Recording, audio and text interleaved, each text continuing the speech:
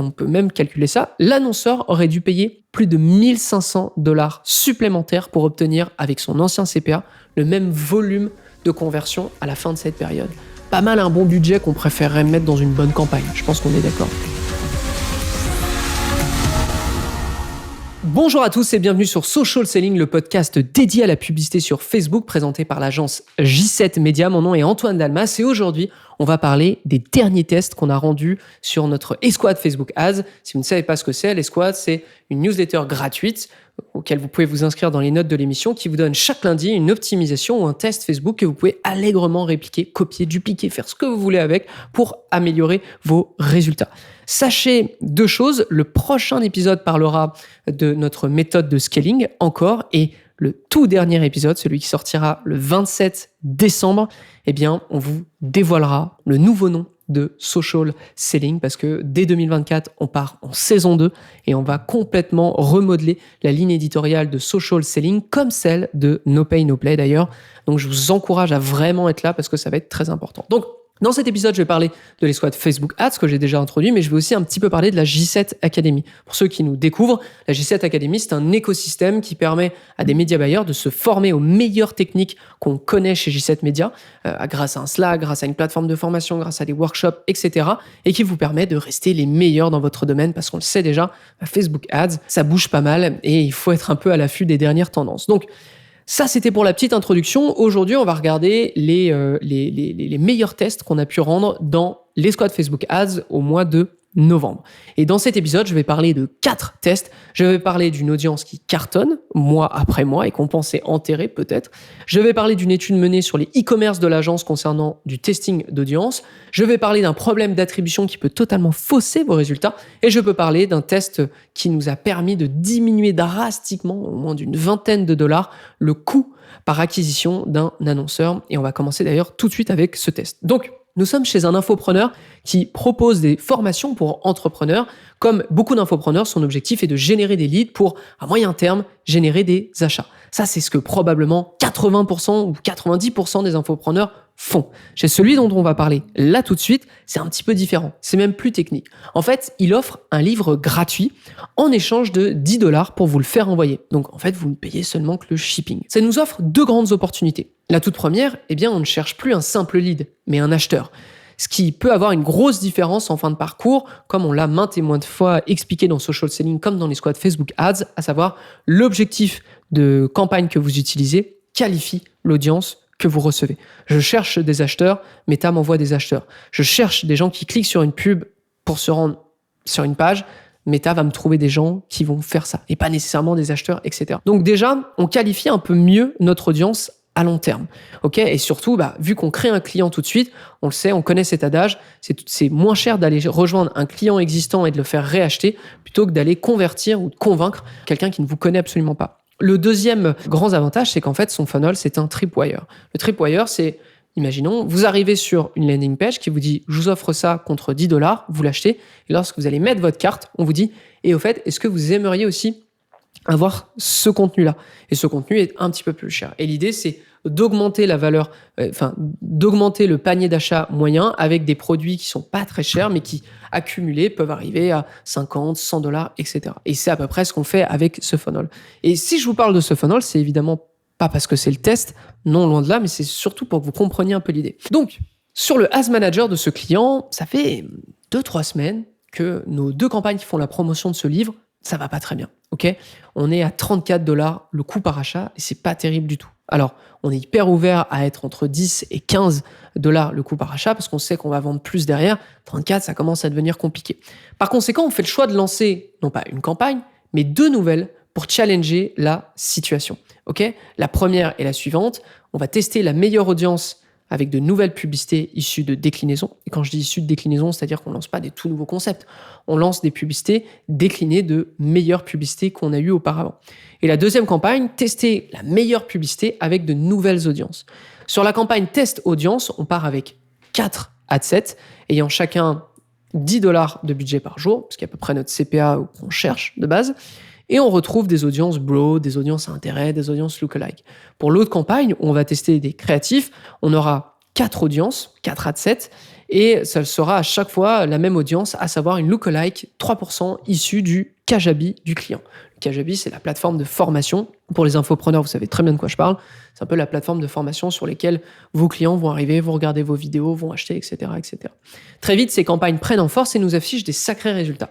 Après $450 dépensés chacune, eh bien, le CPA moyen du compte tombe à $12 sur ce funnel, ce qui est $22 de moins que la période précédente. Si on fait le calcul, rien qu'avec ces campagnes, ça fait pas moins de 46 achats qu'on reçoit gratuitement. Versus si on avait mis le même budget avec l'ancien CPA, à savoir $34.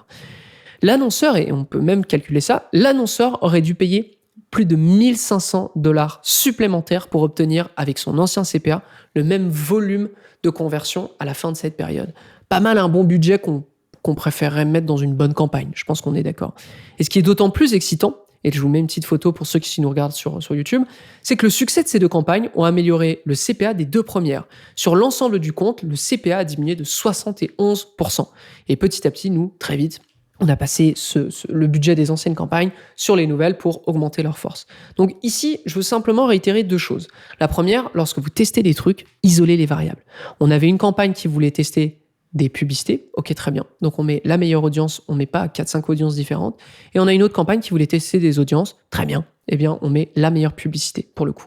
Donc ça, c'est la première chose. La deuxième chose, évidemment, c'est d'avoir un budget par jour et par élément qui soit, honnête par rapport à votre CPA. Notre CPA, on veut que ça soit entre 10 et $15, donc on va mettre 10 ou $15 par jour, par adset, par élément testé. Si vous mettez moins, vous allez juste ralentir le temps. Vous allez juste... je vous le déconseille en fait. Voilà, je vous le déconseille. Ne faites pas ça. Mettez un budget honnête et au moins vous aurez des vraies réponses. Ça, c'était le premier test. Test suivant. Est-ce que vous vous souvenez, probablement pas, en avril 2023, je vous parlais d'une audience qui commençait à faire parler d'elle dans l'agence assez brillamment. Dans une escouade Facebook Ads, en fait, on parlait de l'audience SUV. Ok, c'est l'audience des SUV, donc des voitures. Une audience qui avait été lancée un peu pour la blague, avec un annonceur, on voulait voir, on devait tester des audiences, on se dit, testons ça. Et puis petit à petit, elle a eu tellement de succès, cette audience, qu'elle a été appliquée à d'autres comptes, rencontrant à nouveau du succès.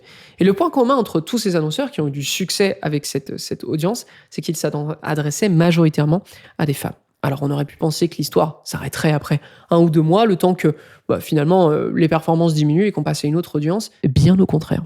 Nous sommes chez un annonceur qui vend des produits de sport, autant pour les hommes que pour les femmes. Et c'est très souvent ces audiences, c'est très souvent les mêmes, ok, à savoir des audiences propres à son domaine, fitness, workout, etc., etc. En septembre, on décide d'élargir notre terrain de jeu avec une campagne dédiée au testing d'audience. Okay, et l'idée, c'est parce que si on teste des audiences, on lance une nouvelle campagne et forcément, on scale. Eh bien, on met cette audience à l'essai. Du coup, on se dit, pourquoi pas. Et après $2,000 dépensés dans cette campagne, eh bien, les résultats tombent. Et l'audience SUV fait partie, même pas du top 3, mais du top 1. C'est-à-dire que c'est celle qui a dépensé le plus de budget, qui continue de dépenser le plus de budget, et qui, en plus, est au meilleur CPA possible. Et là où ça devient très intéressant, c'est lorsqu'on regarde le breakdown. Donc, vous savez, le breakdown, c'est juste de dire à Meta, OK, tu as fait tant de conversions avec cette campagne, maintenant, je veux voir ces conversions, comment elles sont par âge, par impression, par plateforme, etc. Et on peut demander le breakdown par genre. Et on regarde le breakdown par genre, et sur $400 dépensés sur cette audience, eh bien, plus de 350 de mémoire sont dépensés uniquement sur les hommes, avec un CPA de $5,98, donc le meilleur. Bien mieux d'ailleurs que les femmes, qui sont complètement au-dessus et sur lequel on a beaucoup moins dépensé. Donc finalement, voilà, pour vous donner un peu des news de cette audience, elle continue de performer. Elle n'a, semble-t-il, ni Dieu ni maître. Vous pouvez très bien l'utiliser, que vous ayez un avatar plutôt féminin ou plutôt masculin. Franchement, c'est quelque chose que je vous encourage à aller tester. Test suivant. Nous sommes chez un annonceur très connu. Ok, là, je fais juste une petite parenthèse. Ça va être technique. Il faut que vous vous accrochiez. Ok, ça va être technique. C'est important pour la suite. En 2024, je prévois que ce soit probablement l'erreur la plus répandue dans les comptes Facebook Ads. Donc, il faut absolument que vous sachiez de quoi je parle. On est chez un annonceur très connu. Son objectif est de vendre directement ses produits via la publicité. Donc, on est en conversion achat et pas en lead. Pourquoi mentionner sa popularité ? Parce qu'il existe, parce qu'il possède surtout beaucoup de canaux d'acquisition différents, mais surtout un très fort trafic organique. Ça veut dire qu'il y a beaucoup de monde sur son site naturellement. Si vous êtes assidu avec les squads Facebook Ads, vous devriez à peu près comprendre de quoi je vais parler. Aussi, c'est un compte Facebook qui n'a jamais eu de résultats solides. Donc très souvent, il a été abandonné, je vous mets une petite image, notamment durant l'année 2022 et jusqu'à même octobre 2023. Donc lorsqu'on reprend le compte en main, on n'a pas d'historique. En vérité, on n'a absolument pas d'historique. Donc on lance nos campagnes. On lance nos campagnes en acquisition et aussi on lance nos campagnes en retargeting. Pourquoi ? Parce qu'il y a un énorme trafic organique sur le site. Pourquoi ne pas lancer du retargeting ? On aurait tout à perdre à ne pas le faire. Il y a déjà beaucoup de monde qui se rend sur le site. Donc, on lance une nouvelle campagne en ABO, donc un budget au niveau des audiences. On a une audience très très chaude, à savoir des visiteurs ou des gens qui engagent dans les 14 voire 30 derniers jours avec la marque, ou une audience un petit peu plus tiède. On exclut tous les gens qui ont interagi dans les 14-30 derniers jours et on va chercher tous ceux qui ont interagi jusque dans les 180 derniers jours. On lance notre campagne et on arrive à des chiffres plutôt sympas. Okay, l'idée, c'est que notre CPA cible, il est de 80 €. Il faut qu'on fasse un achat 80 €. Okay, et là, on arrive à la fin, on a dépensé 2500 € en tout sur cette campagne et le coût par achat est de 18 € en moyenne. Donc c'est génial. On peut se dire, nickel, super, tout va bien. Est-ce que c'est vraiment le cas ? Pas du tout. Pas du tout, pas du tout, pas du tout. Et comment on peut le voir ? Je vous en ai déjà parlé dans les squads Facebook Ads. Il y a un onglet qui est hyper important à regarder. Vous savez, c'est l'onglet dans le Ads Manager qui vous permet de montrer certains métriques. Donc, par exemple, je veux un tableau avec le ROAS, le taux de clic sur lien, etc., etc. Dans ce même onglet, lorsque vous descendez tout en bas, eh bien, vous avez un outil qui s'appelle « Comparer les attributions ». Parce qu'il faut savoir que sur Meta, vous avez différentes attributions. J'en ai déjà parlé sur Social Selling et j'en referai peut-être en 2024 d'ailleurs un épisode sur No Pay No Play si vous avez besoin de faire une petite mise à niveau. Donc nous, on regarde, on demande à Meta, ok, je veux voir les achats attribués à un jour vu, attribués à un jour clic, attribués à 7 jours clic, etc., etc. Et là, les résultats, ils sont tout autres. D'ailleurs, je vous mets une petite photo de l'outil pour que vous sachiez à peu près où ça se trouve sur le Ads Manager pour les personnes qui le regardent. Et les résultats sont tout autres, ok ? C'est-à-dire que sur One Day View, on est à peu près 24 € par coût par achat, pas de problème. Par contre, lorsqu'on va à 7 Day Click, qui est l'attribution un peu la plus large dans le temps sur Facebook, on est à 80 € quasiment. Et il y en a une qui est à 107 €, ok ? 107 € le coût par achat. Donc, ce que je veux que vous compreniez, l'attribution large, 7 Day Click, One Day View, c'est parfait lorsqu'on démarre.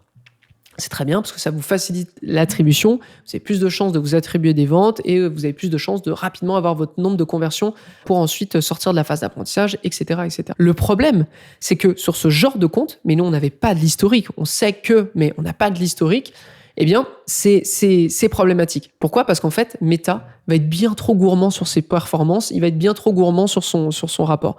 Il n'y a aucun monde, qu'on soit d'accord, il n'y a aucun monde où vous voyez une publicité sur Facebook, vous ne cliquez pas dessus, vous allez sur le site et vous faites un achat. Ça n'existe pas. Ça n'existe pas, ok ?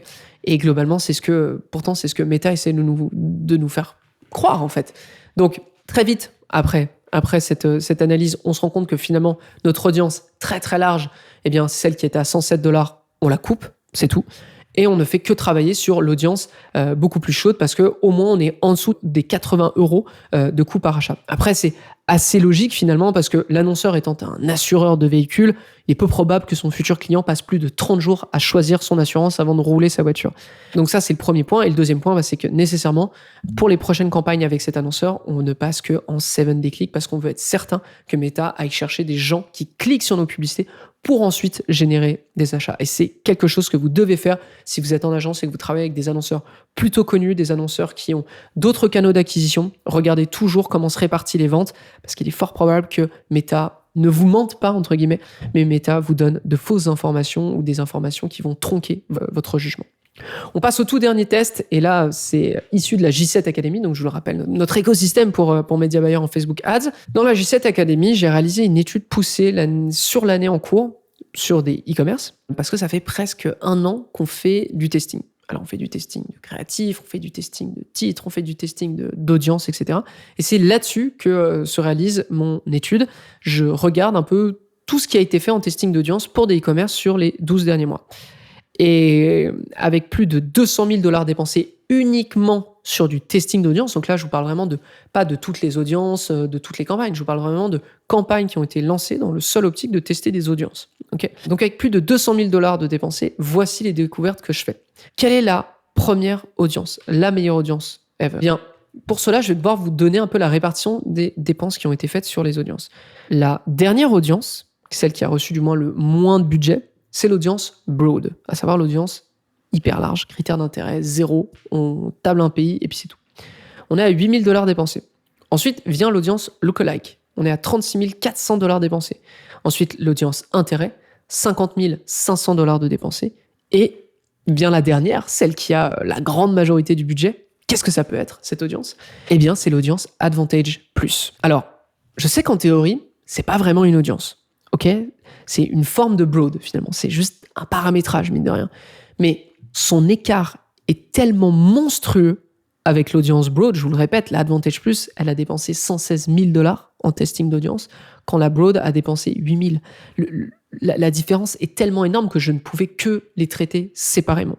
La Advantage Plus arrive à 5 reprises première des audiences avec le plus de dépenses sur nos tests. Ensuite, ça va se partager entre les audiences lookalike et les audiences à intérêt. Audience intérêt, d'ailleurs, autre point intéressant, c'est les audiences qui se retrouvent sur tout type de comptes distincts. Dans mon étude, j'ai des comptes qui dépensent énormément, d'autres qui dépensent modérément. Globalement, ils dépensent tous à peu près 30 000 $ de budget par mois, et d'autres vont dépenser 50 000, 100 000, etc. Eh bien, les audiences à intérêt arrivent toujours secondes, qu'importe le type de compte, que vous soyez un débutant, un très confirmé ou un très installé. Donc, signe que cet outil est hyper utile, peu importe votre stade en e-commerce. Finalement, c'est normal, la lookalike arrive bien en dessous. Et pourquoi? Eh bien, on peut estimer que c'est parce que pour avoir une lookalike qui soit performante, faut attendre, selon nous, d'avoir au moins 1000 personnes qui sont rejointes sur Facebook. C'est-à-dire que si je veux lancer une lookalike avec un e-commerce, je veux m'assurer que sur les 180 derniers jours ou sur le CRM de mon client, j'ai au moins 1000 personnes que Meta peut retrouver. Si c'est en dessous, je le fais pas. Je le fais pas, je veux pas perdre de temps avec ça. Ensuite, deuxième découverte, quel type de compte? Alors, lors de cette étude, on note que pour de très gros comptes, la part du budget dépensé dans l'audience testing seulement est extrêmement faible. Je vous parle de comptes qui dépensent je regarde un peu mes notes, entre 700 000 et 100 000 $ sur l'année, pardon. Eh bien, la part du budget sur l'audience va être entre 0,11, 0,85, 0,97. Vous voyez, c'est pas énorme. Et nous, pourtant, on le sait. On le sait que pour scaler un compte, on doit tester nécessairement. On doit avoir des campagnes qui testent. Donc, on se pose la question. S'il y a si peu qui va en audience, où va l'argent? Et donc, je sors le budget qui va uniquement dans les tests de créatifs, dans les tests de pub. Alors, ça peut être les taglines, ça peut être les rédactions, ça peut être plein de choses liées à la publicité. Et là, tout de suite, on se rend compte d'un truc, et je vous mets une petite photo à l'écran. On se rend compte qu'en fait, les plus gros comptes vont dépenser une majeure partie de leur budget de test ou du budget attribué au test dans les créatifs par rapport aux audiences. À l'inverse, des plus petits annonceurs, eux, vont tester beaucoup plus des audiences que des créatifs. Donc finalement, la deuxième leçon, à un certain point, votre croissance ne passera plus par le testing d'audience, et c'est même logique, vous serez probablement entouré d'audiences extrêmement larges et n'aurez plus qu'une seule idée en tête, finalement, c'est de créer, de construire la meilleure publicité, celle qui peut encaisser le plus de budget. Et ça, c'est vraiment important. C'est quelque chose que je vous explique pas dans ce passage, mais je montre aux personnes dans la G7 Academy quels ont été les critères d'intérêt utilisés. Ils sont tous extrêmement larges. Et c'est un point aussi qu'on peut observer avec la Advantage Plus. Lorsque vous avez une Advantage Plus qui fonctionne, à la fin, vous n'avez plus qu'une seule idée en tête, c'est créer des pubs. Okay, donc vraiment comprendre ça. Lorsque vous démarrez un peu votre activité, c'est normal d'aller tester les audiences. Passer un moment, il faut tester que des créatifs, ou du moins tester beaucoup de créatifs pour avoir les meilleures pubs et toujours avoir les meilleurs résultats et toujours pouvoir scaler. Si ça vous intéresse, parce que toute cette étude, elle est sur la J7 Academy, je vous encourage à aller sur j7academy.com pour vous inscrire, ou ne serait-ce que pour avoir une première rencontre avec nous pour qu'on vous explique un peu plus en détail. On arrive à la fin de cet épisode. Comme je vous l'ai dit au tout début de cet épisode d'ailleurs, au prochain épisode, on fait méthode de scale et ensuite, on vous donne la nouvelle ligne édito. On vous parle du nouveau nom de social selling parce que ça va changer et on vous dit ce que vous pourrez retrouver sur futur social selling et qui lui aussi va avoir sa ligne édito qui va changer. Pour rappel, J7 Media, on est une agence spécialisée en publicité sur Facebook. On vous aide à dépasser les $1,000 de budget par jour ou les 1 000 € par jour sur Facebook Ads. On a une formation gratuite qui s'appelle j7media.com/scale et qui vous dit absolument tout ce qu'on fait et comment on y arrive surtout. Et sinon, moi, je vous donne rendez-vous au prochain épisode de Social Selling. À très vite tout le monde. Ciao. Social Selling. Social Selling.